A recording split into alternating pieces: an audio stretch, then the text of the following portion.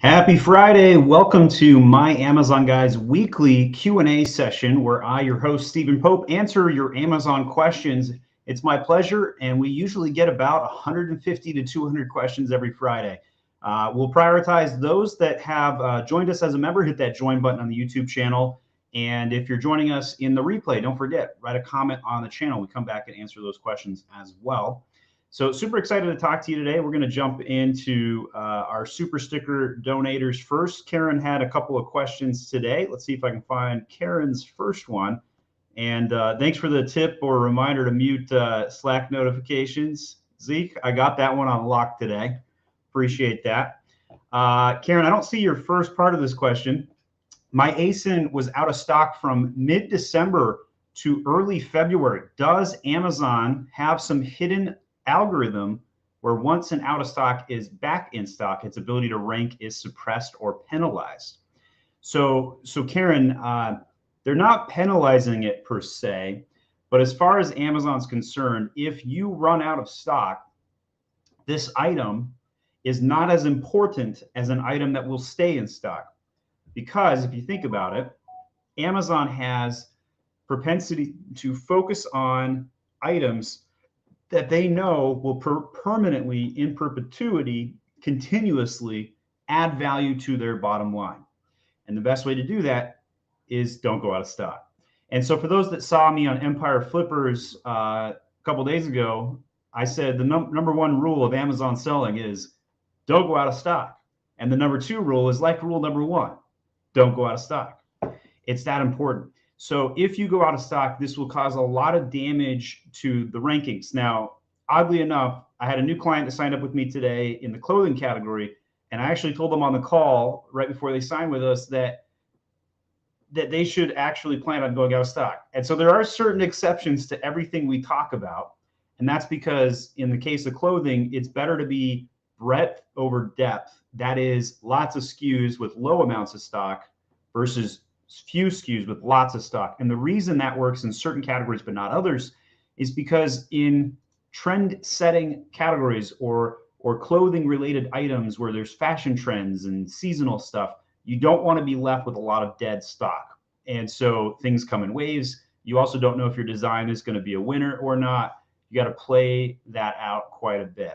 So yes, there is nothing in the algorithm that penalizes the out of stock per se. The inverse statement is actually the true statement here, that Amazon prefers and gives benefit to those that stay in stock. They reward those. So it is damaging to go out of stock. Your rankings will take time to recover. It typically takes 2 weeks minimum, maybe as long as 8 to recover from an out of stock event, depending on the item, the category, and how high in the rankings it was previously, as well as how much it dwindled down. Right. So if you have an item that went from 100 units a day and then it slowed down to 5 units a day over the course of 4 weeks, and then it was at 1 unit a day, that BSR will obviously have tanked during that wind down period. Now, I'm a profit person, right? Like I believe in the profit of Amazon. I also believe in the profit of my own church, but that's another story. And the only time a Mormon ever bets is when there's a profit involved. I wrote that joke when I was 12. So we'll move on from that terrible joke. All right. So anyway, yeah, don't go out of stock. That's bottom line. And when you're waving things down. All right. So I found the first part of the question. I also have John assisting me. I totally forgot, John, that you're here. Thank you for your assist. Go ahead and filter your questions moving forward here and prioritize them accordingly. All right. So Karen's first part, can you compare my ASIN to my competitor? All right, so we got an early taker on the PickFu. We're going to go ahead and give Karen a free PickFu test today, and we're going to compare their ASINs, and we'll get that in the queue here. So I'm logging into PickFu right now, and I believe I have a free PickFu code I can use on their behalf. So I'm logging into my system to take that.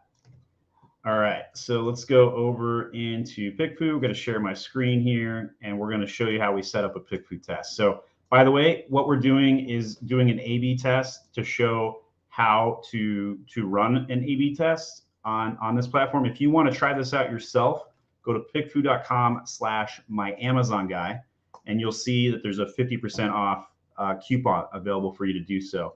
You also will buy me a Chipotle burrito every time you use a PickFu test if you do that. So if you want to give back, that's one way you can do that for the content we give out. All right, so we're going to start a new poll here. And I actually need to go look at the Amazon listings as well so we can compare this accordingly. Bravo 07NR2 Charlie 5 Bravo Bravo. So here's our first one. And I want to make sure I grab the right thing. So that's this ASIN right here. So we got the chin strap. Okay. And then the competing one is going to be Bravo 07 Nancy Victor Victor 7 Queen Mary Victor. We have to type it out like that since we don't allow links on the channel to avoid spamming. Okay. So this is a competitor one. So what do you guys think? This is A, Regal Living, or B, Sleep Legends with a 2-shot. Which one do you guys think is going to win? And so we can look at some of the Cerebro stuff and kind of pick this apart. So what we're going to do is we're going to download the image for both of these like this. So this is going to be our A PickFu test. Got my caps locked on.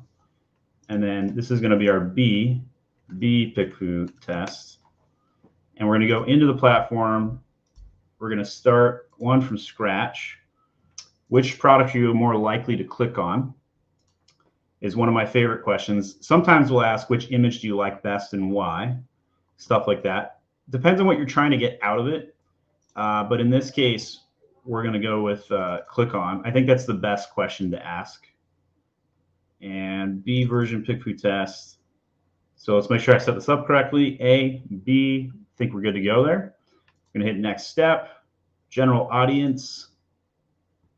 We're going to go 50 respondents. You can do as much as you want. And we're just going to go the run-of-the-mill standard stuff. We're going to make the poll public. And finally, go to checkout here. And then on this step, I'm going to put in my free code. So add promo code. See if I got it copy and pasted still. I do not. All right, I almost showed all my codes there. Probably just did, actually. All right, apply code. Please don't use those. Complete order. Here we go. Cool. All right, so we're gonna get that test going on the side here while we go to the rest of the questions. So Karen, you're getting a sweet spot position, top of the funnel here. Let's go to the next one, John. What are all of the Amazon criteria for the bestseller badge, and what would you recommend to get the badge back from a competitor who is $10 cheaper and dropping the price isn't an option? So you're not going to get the bestseller badge back. That's bottom line. If you're $10 cheaper, even if you have a higher quality product, you're not going to go through and sell as many units. That's just a fact of the matter. So what you need to do is focus on building a community, right? You need to answer questions to that community, right? So if you know that your target audience is a 3-time divorced truck driver, focus on building content that a 3-time divorced truck driver would want. They want travel, hygiene, loneliness, right? Like those are the things that you would focus on to build a community. And then you would answer those questions. Just like at my Amazon guy, I build out all this content for everybody. And I help everybody with all kinds of questions. What happens? They flock back to get their question answered, and not everybody's going to pay us money. Some are just going to take and never give back. That's okay, because enough people come back and give. Same thing you need to do for your own Amazon brand. You build the content, and they will come to you, see you as the solution, and then they don't factor in that $10 because they feel like they owe it to you, right? So build content that will engage your consumer. You could also do some product inserts. We have a big video we did on product inserts where we talk about how to build a product insert that talks about getting photos on Instagram using a hashtag and offering them an incentive like a gift card to go to your website. But you need to make sure you're doing things that your competitor is not, because if you win on price today, you will lose on price tomorrow. So you got to build a community, build that cult brand up, get that following going. Great question, Jahil. Heather with the $2 sticker. What are the potential pitfalls if a client merges all listings under one parent? They did it to merge reviews, and even though items are not related, I want to make sure they're clear of risks. So there's a mild risk of combining things into a parentage because Amazon could put a violation on the account for doing an improper parentage. Your competitors, if they notice it, can report it and accelerate that timetable. But I've only ever one time ever seen an account for suspension for parentage manipulation. Usually parentage manipulation is to do like when the Chinese try and put in like a discontinued product into a parentage so they get the reviews combining. That's what Amazon's upset about. That's what they're trying to prevent. But if you're selling like multiple designs of a beer glass, like, so here's one of the beer glasses I sell. This is the way, you know, I'm a Star Wars geek. Wish the trilogies were better. But you know, maybe Obi-Wan's new show will be good, coming out here in a couple months. When I was a kid, I always wanted to have a lightsaber. I was one of those I almost said Gurks, combining combining nerds and something else. I don't know. So yes, there's not a lot of pitfall here, pretty minimal risk. But I would say that the number one damage that could happen isn't from the violation. It's from the fact that only one of those units can show up in the search result. And if that's the case, you're going to lose out on SEO traffic to gain review conversion, right? And so if these items are unrelated though, and you'd only ever want one of those items to show up in search results, then that's fine.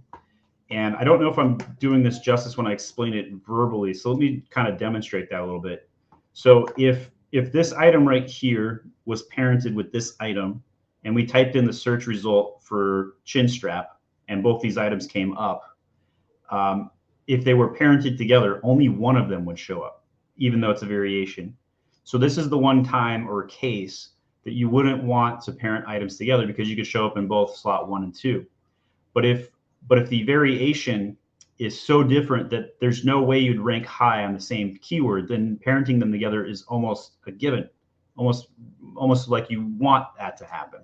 So a great question coming in from Heather. Can you look into the Cerebro and SEO of my ASIN to my competitor? Trying to catch them for months. So let's compare and contrast. Is this the same one we're running the PickFu tests on? I believe it might be. Yeah, looks like it. All right, so let's run some Cerebro with this and take a look at it. So in here, we're gonna take the ASIN and go over to Cerebro and compare and contrast. So we're gonna run a new search. So I've looked at your product before, it looks like, and then we're gonna take a second tab and look up the competitor. We'll get that one going as well, and run a new search. So this product right here, 1,700 keywords, 1,800 keywords in ads, 1,900 in organic. So you're very heavy on ads compared to your organic ranking, which means that your item is in its, you know, it's not its infancy, but it's like preteen status right now. So you'd want to have this to be a 1-to-2 ratio, 1 sponsored keyword for every 2 organic, which means that you probably could index for about 3,000 keywords. I can't remember how old this listing is. So, and the helium didn't load on the page here. Let's see if we can get that to trigger so that I can see how long the listing's been up. But this one also not getting helium to log in here. Let's see if I'm successfully logged in. All right, let's see if that makes a difference.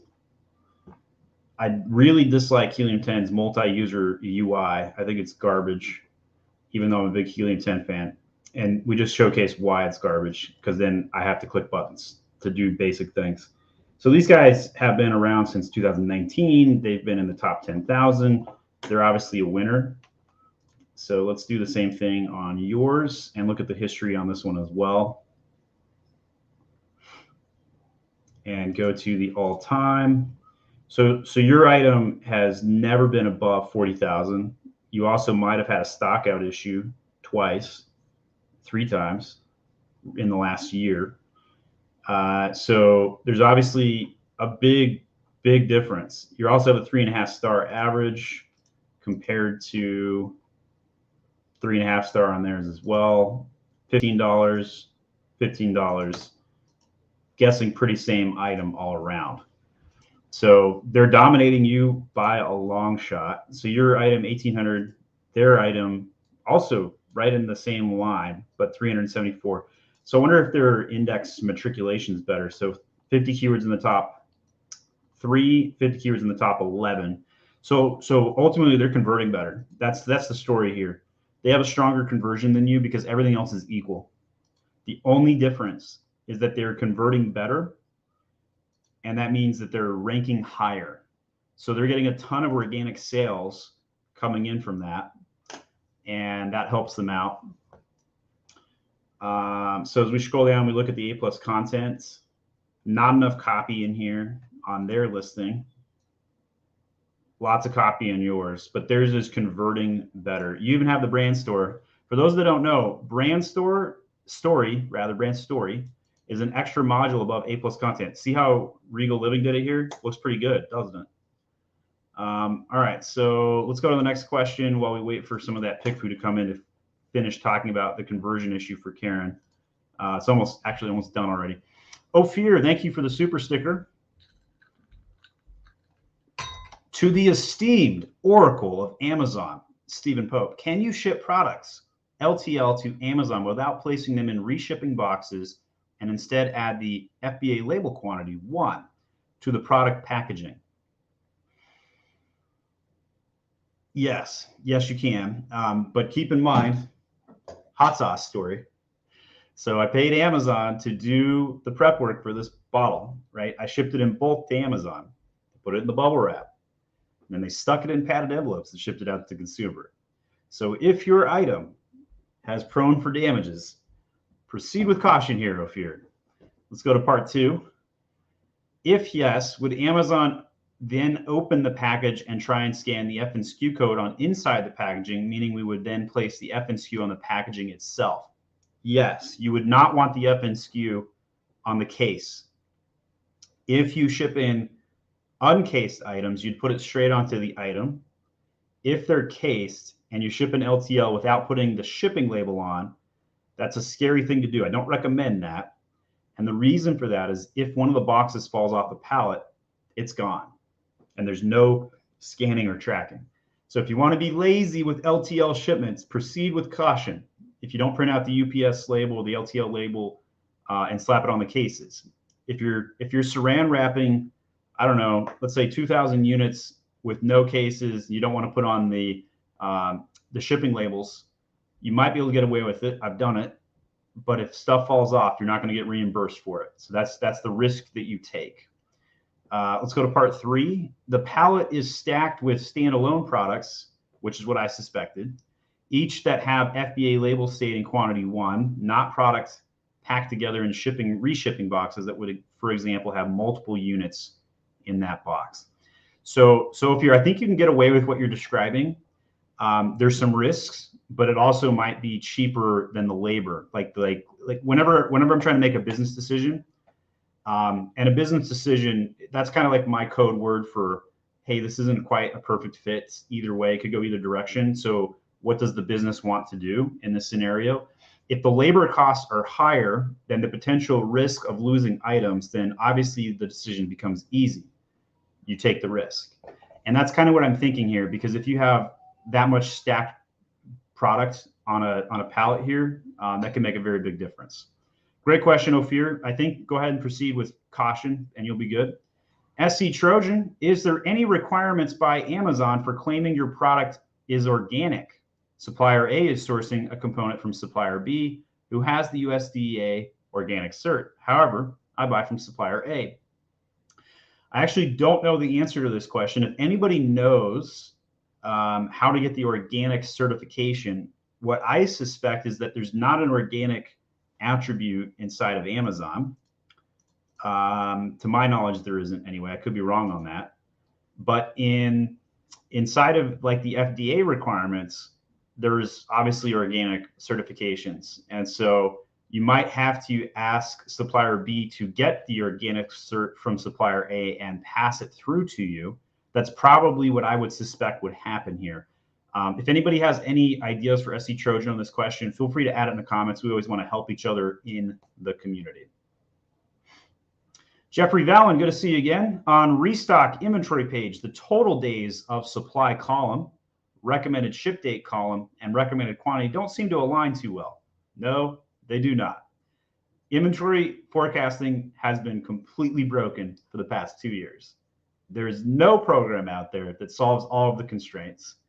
You can't forecast what you can't control, a la Chinese shipping delays and shutdowns. You can't forecast what you can't ship in, a la restock limits. And then the IPI score, which was the best of those three things, is still pretty shoddy, affecting your storage limitations, right? So Amazon's internal tools telling you what to ship, not too great. So what I would recommend you do is use this simple methodology. Stick a year's supply of goods at your own warehouse. Why a year's supply? It's because just-in-time supply chain is completely dead and never coming back. Geopolitics, thank you, government. And second, they have, you want to keep a 2-month supply maximum at FBA. And in the past 2 years, I've kind of limited that down closer to more like 6 weeks. If you go above 6 weeks, you're going to run into restock limits and IPI constraints frequently. So right now in the year 2022, 6-week restock would be my suggestion. So here's how you do the math, super basic. Let's say you have 100 units at FBA and you normally sell 100 units per month. Ship in the following equation. Times it by 2. So 100 times 2 is 200. And then minus whatever you so times the run rate, that is. So if you sell 100 units a month, times that by 2, so that's 200. And then minus what you currently have out of FBA, which is 100, which gets us the result down to 100. So your next shipment would be 100. The reason this works for a 6-week supply is because it takes up to 2 weeks to get into Amazon. And then in theory, you would reship every 2 to 4 weeks and try and maintain that 6-week cadence. So that's how I would simplify that. There is no good forecasting tools right now at all, unfortunately, Jeff. Cool peeps, thanks for the sticker. Happy Big Brain Stephen Friday. She knows how to cheer me up here and get me going. Question, can we run product ASIN targeting with video ads? I think so. Gosh dang, I should know the answer to that. That is a really basic Seller Central advertising question. Now I'm gonna have to go find out the answer to this. All right, let's go into my account here. Let's see if I can figure this out. Create campaign, running a 45% ACoS right now. And let's go into video, scroll down. Let's select a product at random, scroll down, product targeting. Yes, it appears to be available. Choose a specific product category to target your ads, individual products. Here you go. That's your answer, cool peeps.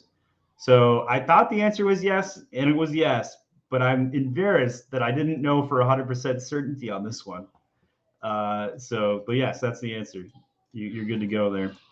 What do you do when we are out of FBA inventory in Amazon, but resellers are charging double? We're getting shopper complaints. We have a US trademark. What to do? So you really don't have a lot you can do here, because those resellers are not harming you in the sense that they're keeping you replenished. And so there's a little bit of arbitrage going on right here. So what I would say is just say, hey, there's massive inflation, there's massive shortages, and just be honest with customers. There's no win here of any kind. You don't want to fight the resellers and take the listing down, because they're actually doing you a service. And if units are still selling at the higher price, then what I would do as a business is bring your product back when you can and just raise the prices, because it's selling at a higher price already. The government says the inflation rate's somewhere around 8% right now. Whatever the government says, triple it. It's 24% or 25%. So if inflation is really that bad, and we know that this works because quantitative easing, if you print 25% more money supply, and I think it was actually like 40% they've printed in the last 18 months, which is freaking crazy high, then supply and demand, like You print 40% money, you're going to have 40% inflation. It's just simple math. So you got to raise your prices. We're going to get a lot of restock questions like this, and I'm not surprised by it.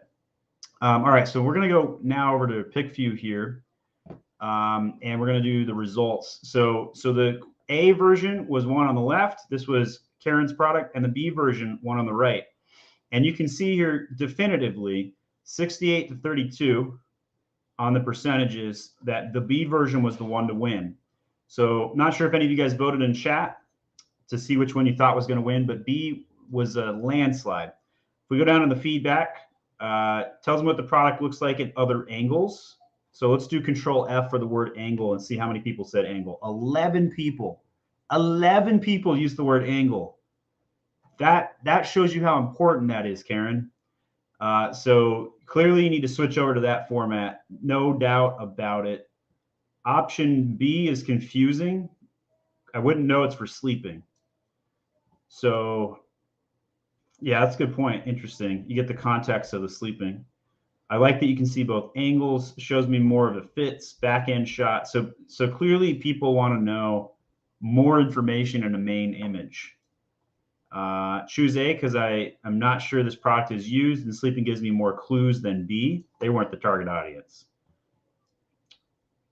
I like option A best because it shows the product being used while sleeping. So clearly a lot of people like the in-use shot, but I think you can get away with starting with this.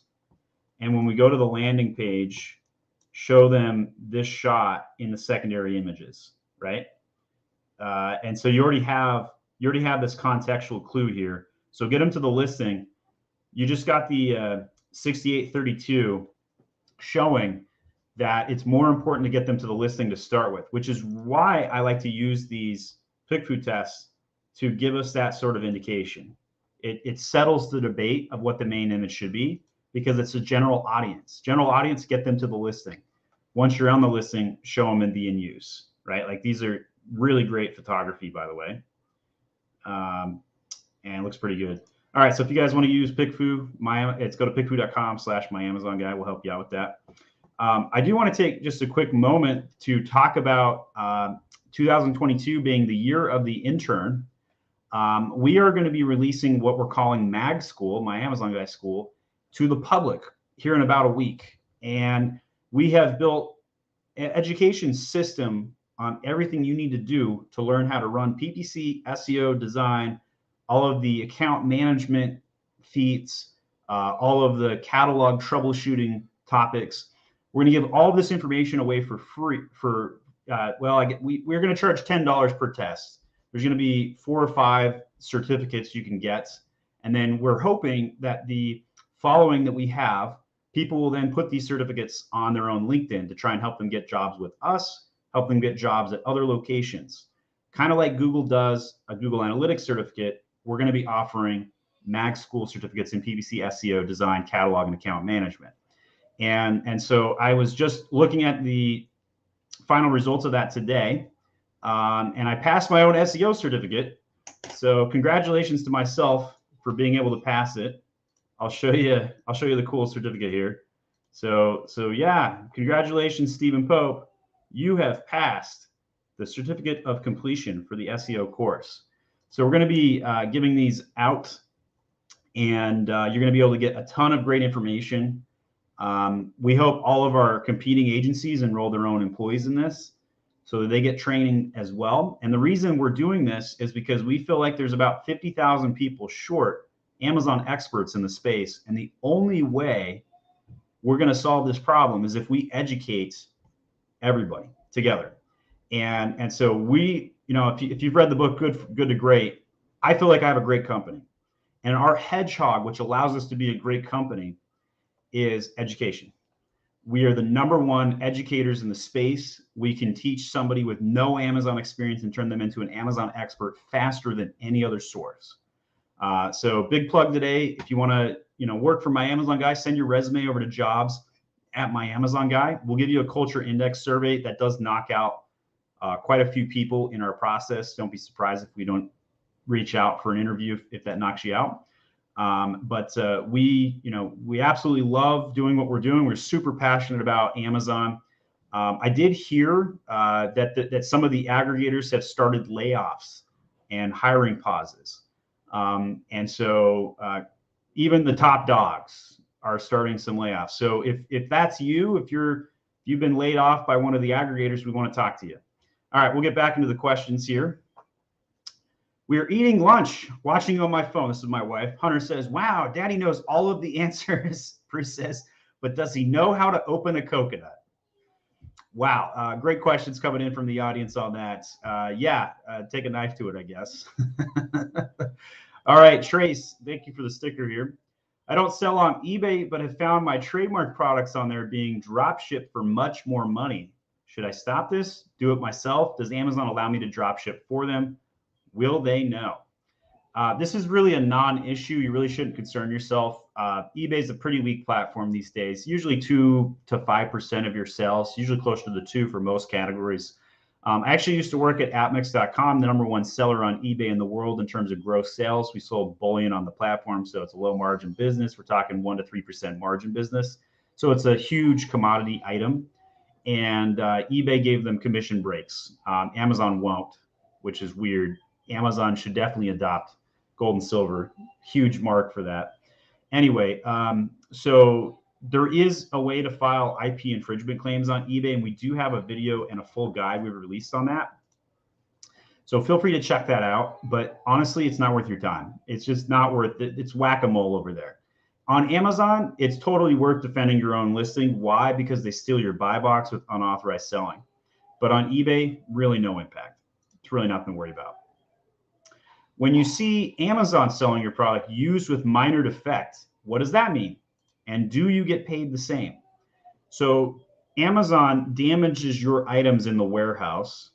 And what's happening is that damaged item in the warehouse was damaged by an Amazon worker, like a forklift, it fell off, whatever.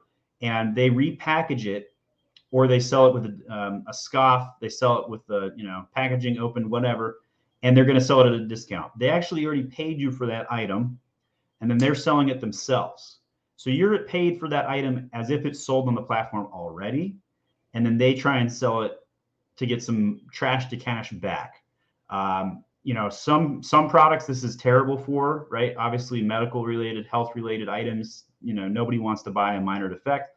But if it's an air purifier or it's just box damage for a regular household item, nothing. I'd say it's probably favorable for you for this to happen. Otherwise, Amazon won't pay you for it. Do you run campaigns for variations or just the parent because the variations are included anyway? First of all, ads are not done at the parent level. They're done at the child level. So if you enroll the entire parentage, you're not enrolling the parent, you're enrolling all of the children. And so advertising is done at the SKU level, not even the ASIN level. It's done at the SKU level. You could have 2 SKUs on the same ASIN, one that's merchant fulfilled and one that's FBA fulfilled. And some you want in ads and others you don't. You might have the FBA one enrolled in ads, but not the merchant fulfilled one enrolled in ads. So with that in mind, same kind of principle with the parentage. You can enroll multiple items on a parentage into an ad, and you don't necessarily want to advertise every variation. So kind of case in point, one of the items that I sell is the Age of Sage smudge sticks. Let's put that on screen here. And these smudge sticks, I sell a ton of the 3-packs, right? And the benefit for me selling the 3-packs is I get a higher velocity, higher ranking. I only advertise the 3-pack. I don't advertise the 6, 12, and 100, at least not on the generic keywords. And that's allowed me to get 400 reviews in like 3 or 4 months. That's why I was successful with this product launch. So I only advertise the best sellers on a parentage when it's like size or price related. If it's like a different design though, obviously you'd want to advertise those different designs and stuff like that. Abdallah, I'm 5 days from the end of the season for a seasonal product, but Amazon butts my 1,000 unit left to FC transfer. Any advice? Oh, thank you, Amazon. Thank you so much for FC transferring 5 days in. This happened to me with my mom box that I did really well with in Mother's Day. So this item right here on the right, they FC transferred 400 of these 9 days before Christmas. I was so pissed. I was livid. I was like, what the frick, Amazon? There's nothing you can do. You can't accelerate the FC transfer at all. What I would do, Abdallah, is simply have them change nothing. Change nothing. There's a chance that if your ads propel the velocity, that they will prioritize the FC check-in for the products. That's a theory. I don't know if that's actually true, but you got nothing to lose. You should definitely try it out and see what happens. All right, I'm 5 days. All right, I think you had a second part. Would you stop your PPC spend? No, I wouldn't stop it. I would run it until the performance stinks. Would I raise my prices? Yes, definitely raise prices when it's appropriate if you can maximize that. If you're going to have a guaranteed stock out event, I would always raise prices. Profit is more important right now. In the economy that we're in, profit is critical. It's the lifeblood of your company. And you can't run a company without profit and then try and sell it. Nobody will buy it. So go for that profit when you have guaranteed stock outs. Lower the PPC, raise the price 100%. No exceptions to this, unless the stock out's like 4 or 5 days. J-Sand, how do you recommend PPC for 2 color variations of the same product? Segment each color ASIN into its own campaign, or both variations targeted under the same campaign. My answer may surprise you. I think you should put 80% of your budget under one color. Whichever one performs better, put more ad dollars there. Can you have them in the same campaign? You could, but what's going to happen is the 80-20 rule is going to come in anyway, and you're going to see 80% of your spend go to one variation anyway. So could you pair them together for like the generic keywords in sort of a segmentation campaign? Yes, absolutely. No harm there if it's only 2 products. But at the end of the day, you need to purposely be spending more ad dollars on one variation, because having a higher velocity on one SKU allows a better performance for both SKUs. And I'll break that down for you. Parentage stores the highest child rank using that in search results. The higher rank you have on a single product will lead to the overall performance of the product performing really well on Amazon. And so if you evened it out, let's say you had a BSR of 40,000 on both, that would be inferior to having a BSR of 20,000 on one and 100,000 on the other. That 20,000 BSR will be exponentially significantly better than if you had 2 products at 40,000 BSR. Really great question. Hope my answer didn't take you too off guard, but yeah, 80% on one of those SKUs. What are your feelings on Amazon audience PPC targeting? It's high in the funnel. So if sponsored products are in the funnel at the microphone level right here, where if somebody gets down to that microphone, they're going to buy the same day. Audience targeting is up here. Now, there's certain types of audience targeting that does better than others. Retargeting, remarketing, those are going to be superior lower in the funnel. But like when you're targeting like new moms or just moved and other variation types like that with the audience segmenting, it's high in the funnel. You're trying to get brand exposure that's not necessarily going to translate over. So keep that in mind. What is your opinion on bid modifiers? I'm starting to think that I'd rather keep them at 0% so I can use my bid to control where my placement is better. So in a segment niche where you have a good understanding of the niche and you can know exactly where to bid to get the 3rd or 4th slot on a PPC ad, then that is a superior methodology. When these first came out, there was a lot of talk and a very big interest, and doing a bid modifier up to get top of the search was absolutely a great thing to do. However, everybody's done it now and they're paying too much for top of search, right? So if we go to, let's just go to like a sponsored product setup here, and we go into the campaign creator. Let's do like a manual targeting, keyword targeting type thing. And you can segment your bids with placements down at the bottom here. They switched around like the order of where they show things. So you can have a dynamic bids down only. So you want them to lower the bids. Bids up and down, go up and down 100% of your bid, or fixed bids. Anytime you launch a new campaign, I recommend fixed bids. But in terms of the bid modifier, top of search versus product pages, I think that generally what most people do is somewhere between 10 and 30% for bid modifier top of search. And that's because top of search does show a little bit more performance, but no more than 30% ever.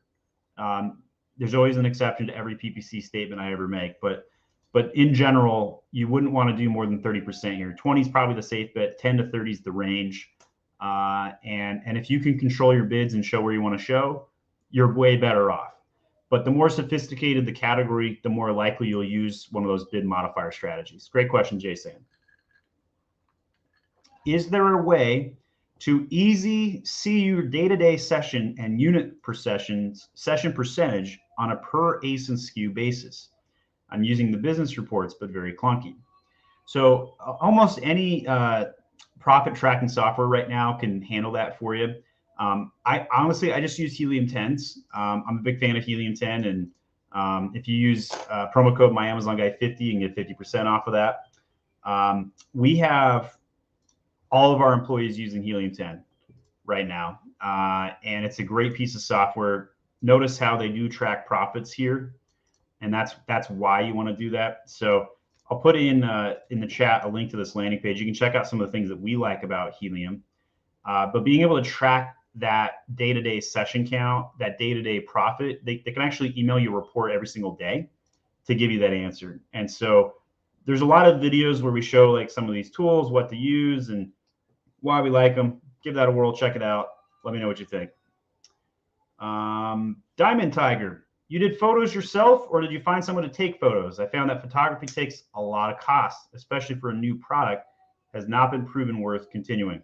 So we use our partners. There's 2 partners we use at My Amazon Guy. And we're getting a lot of service requests. So let me showcase our third-party services page. Many of these have affiliate deals with us. You can find the link to this in the bottom of our footer, just called third-party services. I'll put the link in the chat as well. Fast Photography is the one I would check out here, Diamond Tiger, and send over your products over to them. Get the basic stuff on white. You know, you're looking at anywhere from 35, 40 bucks a photo.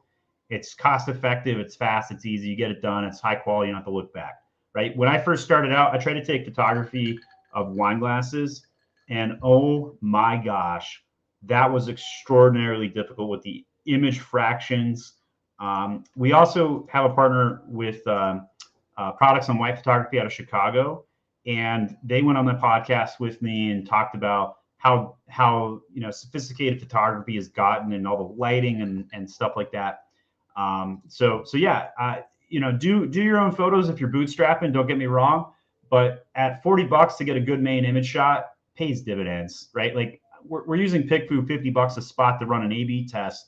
Very least you can do is spend 50 bucks to get the main image right. That's kind of my philosophy. Mike Miller, it's safe to use a virtual phone number like Google Voice for Amazon OTP codes. Funny you should ask, Mike. I would proceed with caution if that phone number cannot receive a text message. I'll tell you why. We took a coaching call yesterday with a gentleman who had lost access to his account because I don't know if he was traveling or if a cache got cleared or whatnot, but basically lost access to his account. And the phone number he had was a virtual phone number set up by like a landline company and could not receive text messages. So when they had the OTP lock, they couldn't get access to their account.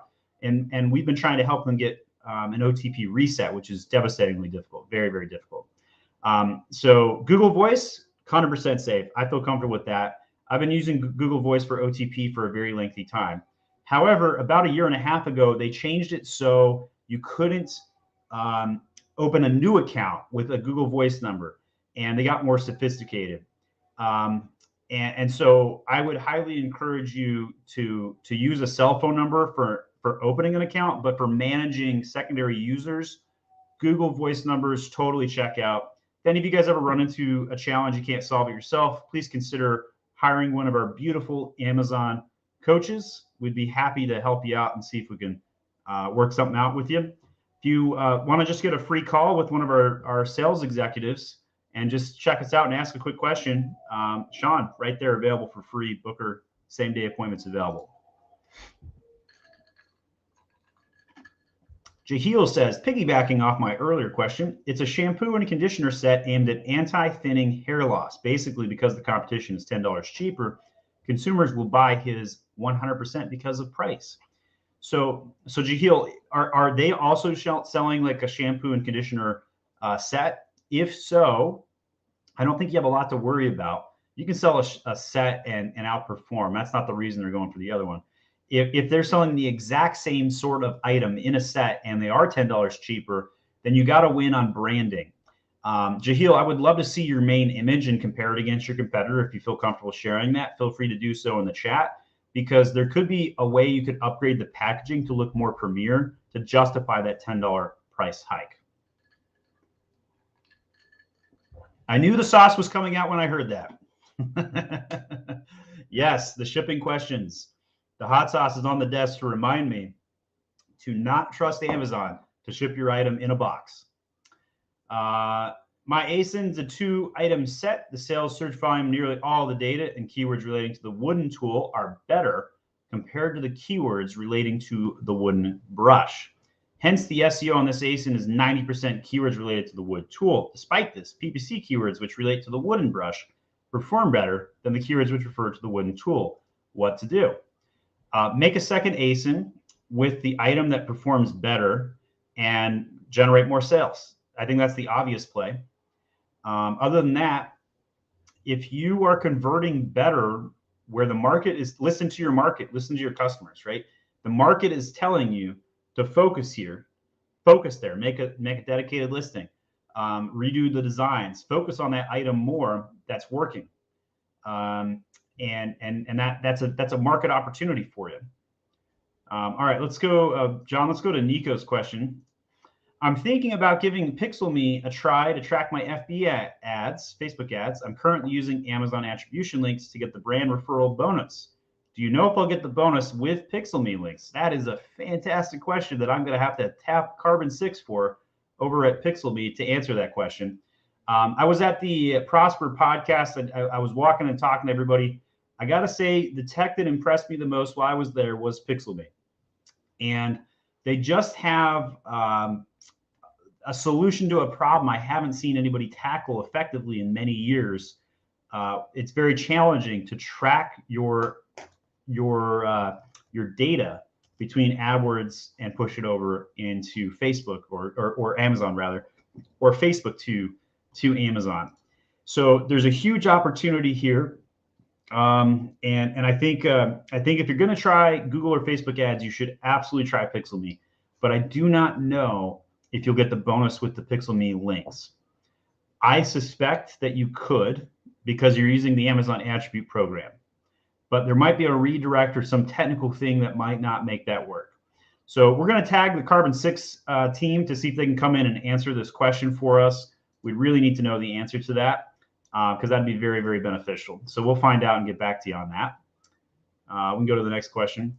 How can I see the conversion rate of my competitor?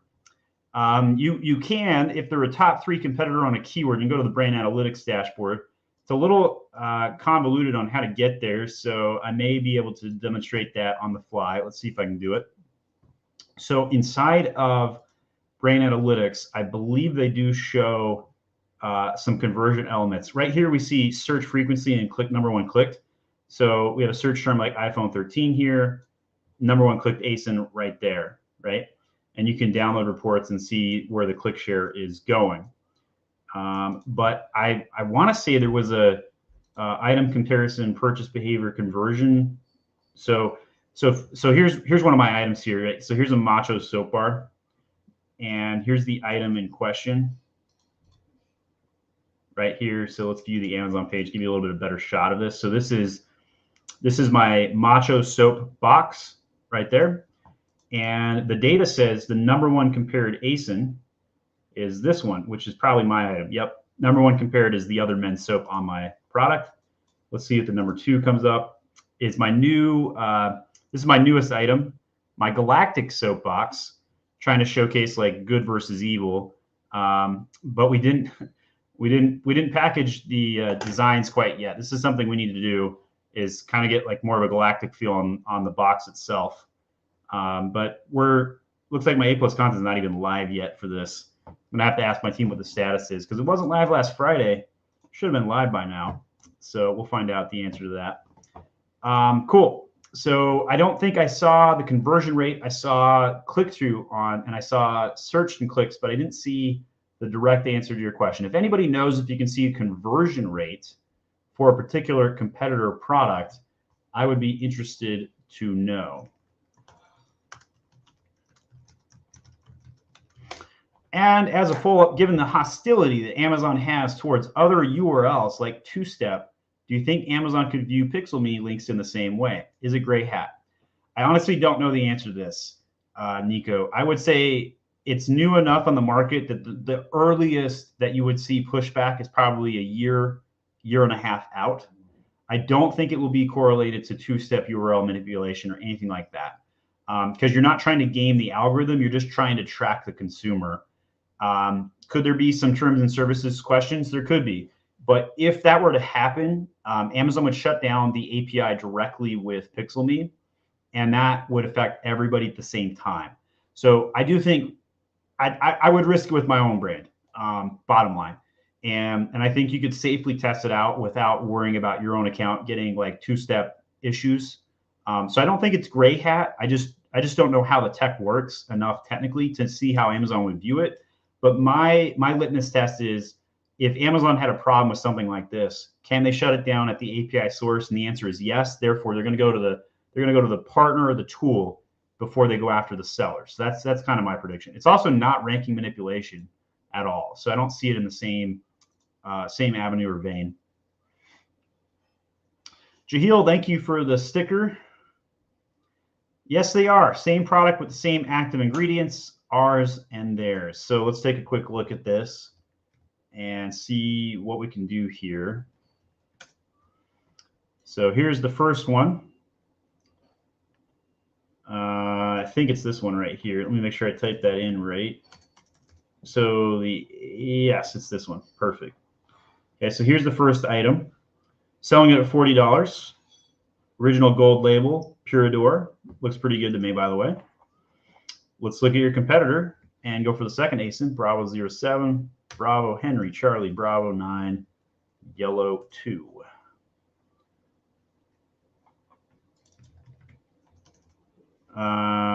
Let's see, did I type in the wrong one the second time? I did. Sorry about that. Bam. Let's type the right one in this time. I wish we could use links in StreamYard. It would make this a lot easier. Okay, so very similar product, $10 less, 15,000 reviews, #1 bestseller in hair regrowth, 15,000 reviews. I mean, yeah, and these are both great products here. So let's see which one looks like the classier product, though. Man, I really want to see the PickFu on this one to see which one will win. I feel like this one has a little bit sleeker look. Like the blue just looks like a little bit more premier, honestly. But very similar items, very similar outcomes. What's better about their packaging, Jahil, is the word shampoo and conditioner. Do you see that? Do you see how easy it is to read these words? Versus your listing, where is the word shampoo? I can't even find it. It's right there. And conditioner. So your packaging is better for the retail shelf. Their packaging is better for Amazon. I think you need to redo your packaging and go this direction. You will have significantly higher sales if you do that. Let's look at the sales velocities here. So if we look at rank 300 versus your rank, so you got down to 186 when you lowered the price down. You were actually beating them, but the moment you raised your price back up, you fell back to that 600 rank. So we've confirmed that price is a barrier. So that's just the question. You know, what's more important to you? Profit with less units sold, or more velocity? And I think the answer is pretty clear here, Jahil. You should go for profit, right? Like, but I do think you could climb 100 rankings by switching this packaging up. There's too much going on with the packaging. The word Purador is too big. Nobody cares about your brand. What they care about is what the item does, right? So their brand name is smaller than the product shampoo phrase. And this has led them to have higher sales. Why? Because I land and I can see that this is what I'm looking for. It's a shampoo and conditioner set. I can tell that before I even land on the page. So obviously you're doing well. I mean, you got great sales and velocities. You know, you're doing a lot of good things, great lifestyles. You're showing face shots. You have a lot of good things going, but the main image and the packaging's got to be redone. Really nice looking A+ content. I love the ingredient shot. That's a good shot. I did the same thing for my soaps. If you look at my soap shot right here, pretty similar. Really, really nice looking. But yeah, main image, Jahil, change that out. Report back how much we increased your sales with that tip. I would love to hear because I know it's going to work. Can you put the link in for the PickFu test? Absolutely. I should have done that already. Good ask. Well, here it is, PickFu results. Link is in the chat. And Karen, thanks for being our guinea pig today. I think we missed you last time. Rather than making a new ASIN, you don't think I should just revamp my ASIN SEO so that the SEO is 90% of the keywords that relate to the secondary item instead of the primary item? You could, but I think that the market is saying that secondary item is more important. So why not just sell it by itself and have two ASINs, right? So when people are trying to sell more products to more people more often for more money, those are the 4 e-com pillars: more products, more often, more money, more often, right? And when you do those things, you're going to have that second listing. It'll probably increase your sales velocity by another 50%, right? Versus switching the current listing and getting a 20% bump. So it's a no-brainer. Just like when we were talking about shampoo, when you sell a shampoo to men, it's in a big bottle and it's cheap. And you sell shampoo to women, it's in a small bottle. It's the same dang ingredients and it's more expensive. Doesn't make any sense, right? But that's marketing. Take your same product, market it the second way, Karen. Create that second ASIN. I'm 100% confident on that recommendation. Give that a whirl. Rodrigo, I got the Amazon's Choice Badge on most search keyword without A+ content, higher PPC costs. Just got the A+ content with a bump in sales, trying to optimize profitably. Should I lower bids on this Amazon's Choice keyword? First of all, I think Amazon's Choice keywords are not that impactful as much as people think they are. If you are profitably advertising, looks like high PPC costs. So I guess, Rodrigo, I guess my answer to you would be test it, see what happens. If you're having lower PPC though, if you lower that cost, would you lose the badge because you're losing some of the impression share? That's really the question. But honestly, I don't really think that's going to lose you that much. If you lose the badge, I don't think the badges are really that important. So I would say risk it. I would go ahead and test and try lowering the bids and see what happens. If you can lower your A cost and maintain the velocity, that's obviously your ideal outcome. Only one way to find out if that'll work is to test it. So give that a whirl, Rodrigo. Cool peeps, is that such a thing as advertising on too many keywords or product targeting? Is there a threshold you'd recommend? There is a limit to what you should put on a single campaign. When I was at Prosper, I spoke on an advertising panel. There were 4 of us and some big names in the industry. And I was the only one to say to go above 5 keywords.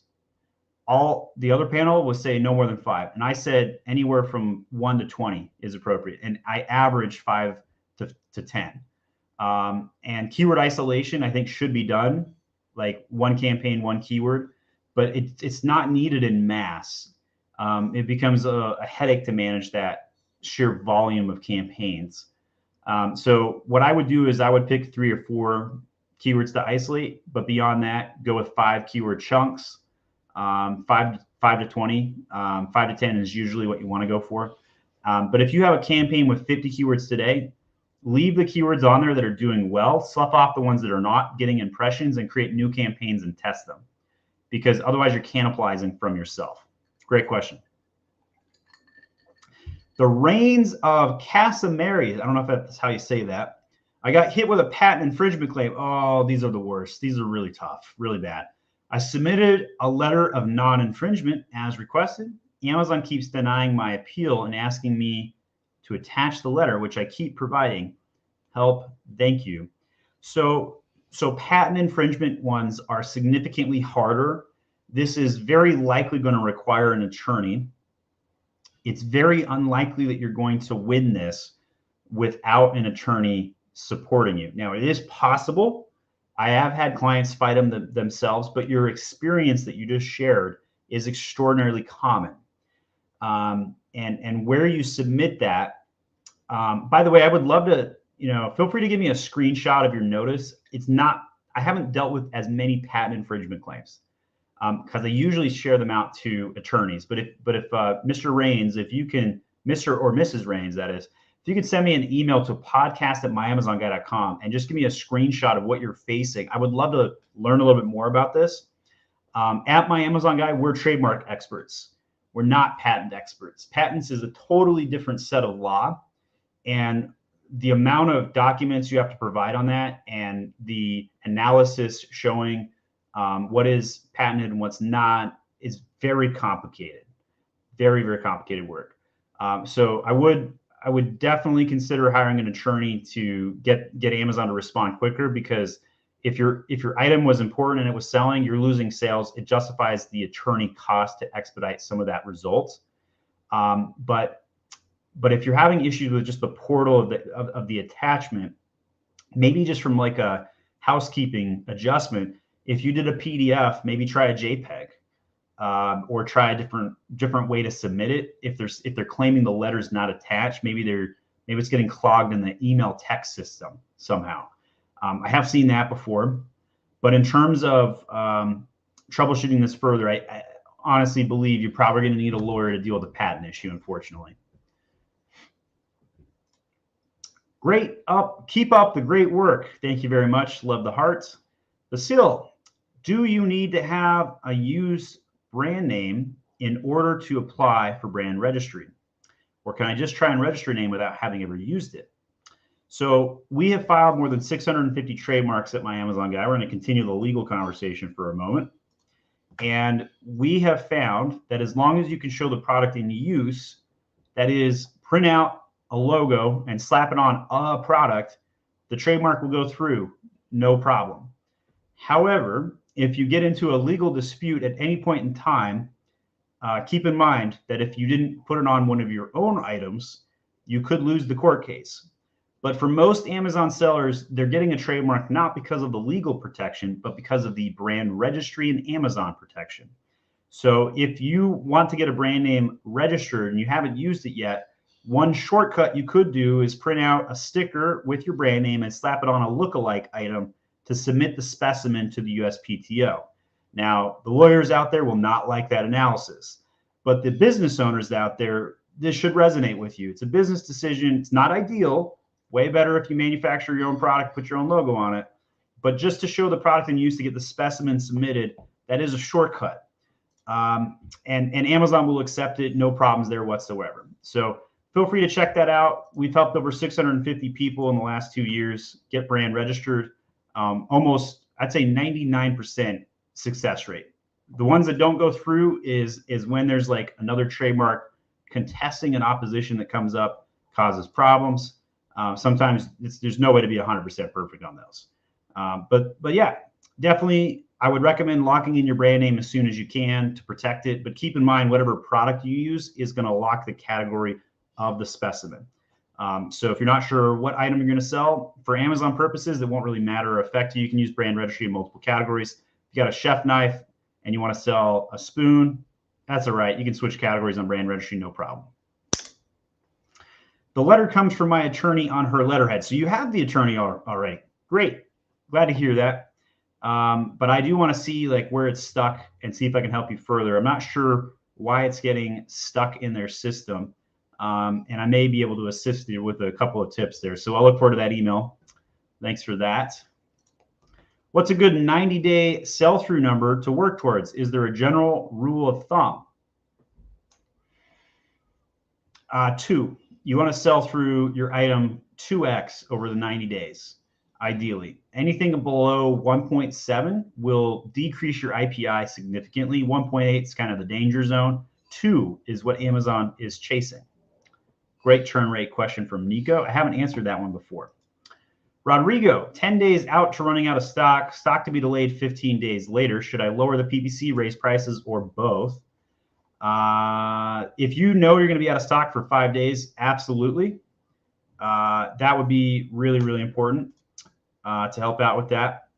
So, and I just saw your note, John, about me not on the road mic. I wish you had butted in and emphasized this a little sooner. Now I'm embarrassed. All right. So for whatever reason, road mic not working today. Garbage. Stinks. All right. We'll get that fixed and taken care of. All right. Any 3PL companies that you use so we can able to store 6 months of product you mentioned earlier. I'm not a fan of any specific company that does really good work. I think that everybody gets what they pay for when it comes to a 3PL or a warehouse. And I do have a couple of people I've sent referrals to, but I never hear like glowing things back. So I always hesitate to refer people on a service that I just can't back myself or feel comfortable on. Any service you ever hear me talk about on the podcast, I've either checked it out, personally vetted, or it's within my own expertise. When it comes to warehousing, this is when my expertise, I have to go with like what my customers tell me, and I just don't hear anybody resonating. But if anybody wants to post a comment about a particular partner you've used in the space that you like, feel free to post a comment in. All right, so let's see if the Roadcast is picking up now. How's that sound, guys? Is that a different sound? Yeah. I'm embarrassed. I thought it was on. Here we are. Well, good way to close out the show today. John, how many more questions we got in queue? Got 5 left. All right, we're going to get 5 more in. Let's go jump in. Fixed bids for all types of new campaigns? Yes, generally speaking, until there's 20 orders on a campaign, I go with fixed bids. Then I do up and down. You rock. Who needs Google when you have Mag? Hey, I appreciate that. I've kept my agency specifically to be 10 out of 10 within the Amazon ecosystem. I have a new graphic on the website today. Brand content and optimization, SEO and paid advertising, platform management, and supply chain and logistics, end-to-end digital solutions. This kind of replaces this graphic here. We grow traffic and conversions through PPC, SEO, design, and catalog. We found that the resonation of the catalog section is a little confusing. It doesn't necessarily resonate as best, but people seem to understand platform management or brand and content optimization a little bit better. But we don't do Google very much right now. I will probably at a later point, but right now I like being 10 out of 10 my Amazon guy. But we definitely own other properties, my Walmart guy, my Etsy guy, my Facebook guy, and my Google guy. But right now we're not doing too much of that. My PPC is not profitable. I've been selling one item for 1 year. The tacos is like 22%. Any suggestions to make it profitable? If you have been selling it this long, let's go back to the original question there. PPC not profitable, been selling one item for 1 year, tacos at 22%. So you got to raise your prices. There's no doubt about that. You also need to invest heavier in SEO, Mr. Diamond Tiger. You're going to have your SEO be stronger than the PPC if the tacos is that high. So add 500 words of copy to your A+ content. Try and massage in some more organic sales for you. How can I remove the price hidden from my listing? You have this is a really good one. I haven't answered this question in 2.5 years. I fixed this issue many, many times. It's an IMAP issue. This is super niche. And the fix is a template upload for the IMAP column. I forget the name of the header on this, but minimum advertised price is your problem. You are selling the item below map, and a brand registry ticket, a template upload, and a phone call should get you settled on that one, Liz. Looking for advice, launched a product in niche having $6 to $8 bid, even product price is $25. How to rank and survive in this scenario? Well, you're going to have to build a community. If you don't have that community come from off of Amazon and push them into Amazon, clearly you can't sustain an $8 PPC bid for a $25 item unless your lifetime value of that customer is 2 or 3 times as high. So SEO is going to be extraordinarily important for you. Building that consumer engagement, also really important. What are your thoughts on increasing price to slow rate to try and prevent a stock out? 100% all in on this. Extremely important to do that. Furthermore, do you close your listing when you finally do run out of stock? I do close the listing. However, if you get a return, which frequently happens, you want to have that listing go back open to get that next sale before it recloses.